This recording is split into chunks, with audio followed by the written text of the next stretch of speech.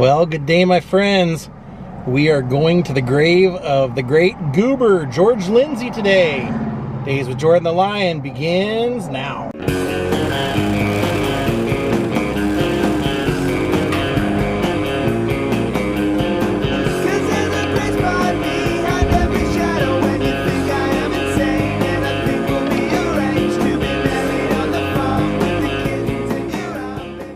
There's actually a couple of famous people from Jasper, Alabama. Butterbean being one. He has a barbecue restaurant here. But George Lindsey is buried here. This is Oak Hill Cemetery.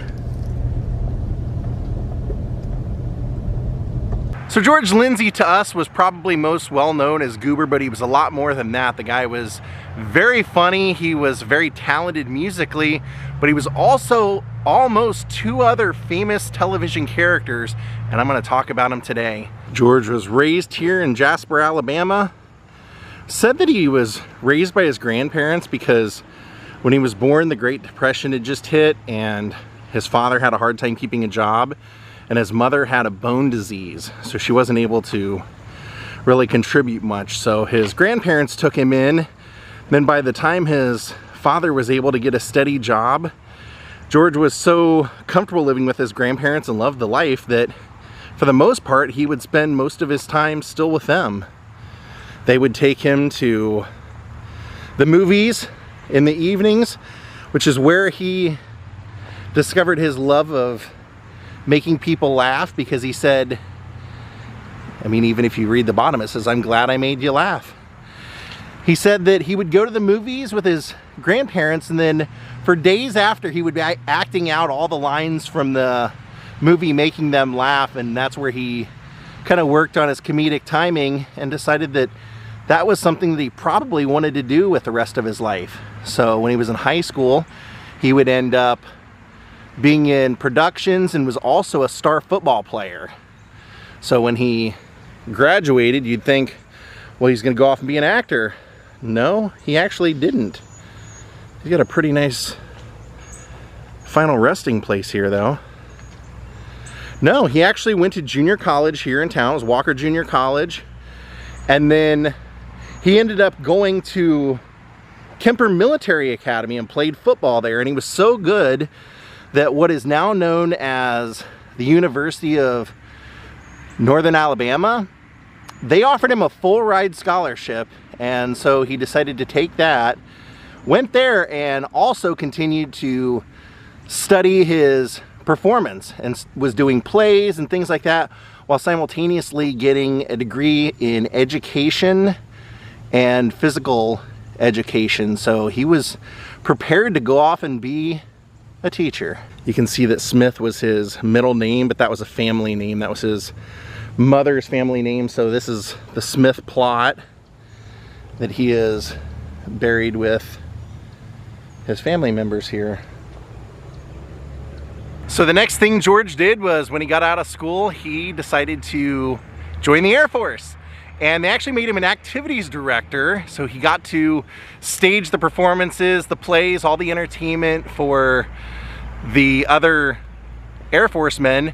And that's when he ended up meeting his wife, and when he was honorably discharged from the military, they came back to Alabama, and he ended up being a teacher for several years.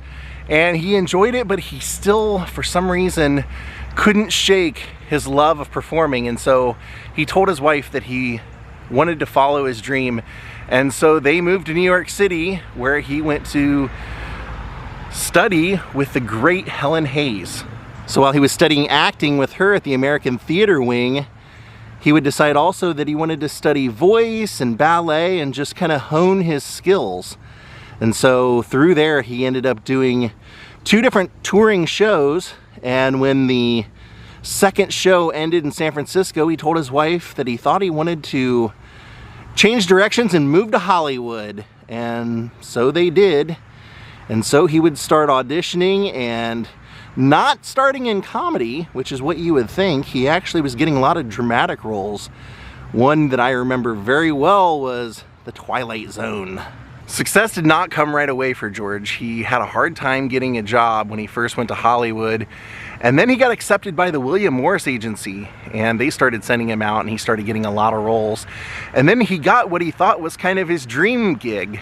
He auditioned and won the part of Gomer Pyle for the Andy Griffith Show. You're thinking, no, Jordan, Goober Pyle. No, Gomer Pyle. He auditioned and was offered the part of Gomer Pyle. And then Andy Griffith went out to a club one night and saw Jim Nabors performing his character that we would know as Gomer Pyle. And Andy said the naivety and the craziness of this guy, he was who they wanted to be Gomer. And so unfortunately they had to go tell George Lindsey that they were retracting their offer and they were giving it to Jim Nabors. Now, you know, they did eventually bring George Lindsey back into the fold as Gomer's cousin, Goober. And it was just apparently to do one episode. The whole reason they even brought Gomer in was because Howard, who played Floyd the Barber, had a stroke and they didn't know when he was going to be able to come back, so they needed an extra character for some comedy relief. But Gomer became so popular that they decided to give him his own show, Gomer Pyle USMC, and so they were bringing Goober in for an episode, and Goober was so popular that they ended up keeping him on the show. But he also auditioned for a very famous show.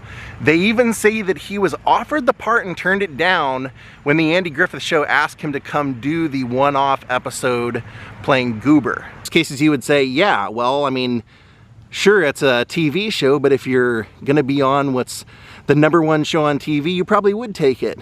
However, the part that George Lindsey apparently turned down was Spock on Star Trek. And it was said by his best friend Ernest Borgnine that this was the case. And it was even referenced by Leonard Nimoy that George Lindsey was offered the part. So think of that. George Lindsey was originally going to be Gomer Pyle, gets replaced, and then Gomer gets his own show. And then could have been Spock, which is basically a pop cultural icon, and he turned that down.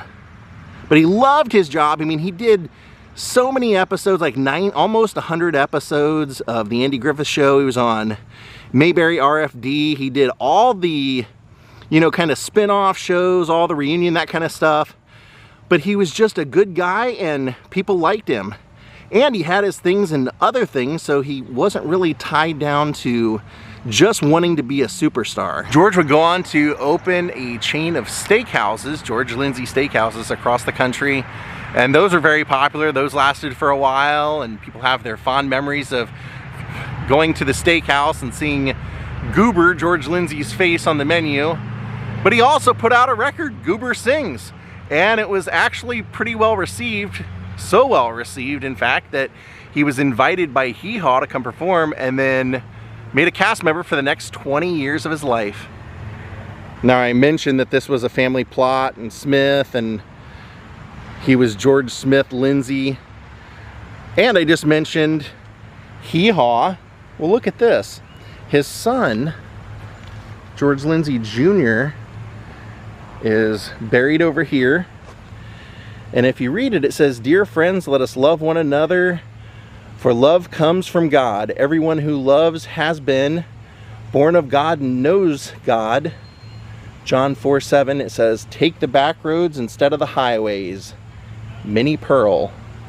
Now here's a really fascinating thing about George Lindsey that a lot of people don't know, is that he was best friends with Ernest Borgnine, and actually their friendship caused Ernest Borgnine to stop himself from taking his life one day. Apparently, Ernest and a friend of his were going to have lunch, and the friend invited George Lindsey to come join them. They had never met, Ernest and George had never met, and they hit it off, laughing it up, and finally the friend had to leave, and George and Ernest kept laughing, and then George asked where Ernest what he had to do that day, and when he said what it was, George said, "Why don't you cancel that and let's go golfing?" So he did, and they went golfing. I think it was like he said he had a doctor's appointment or something.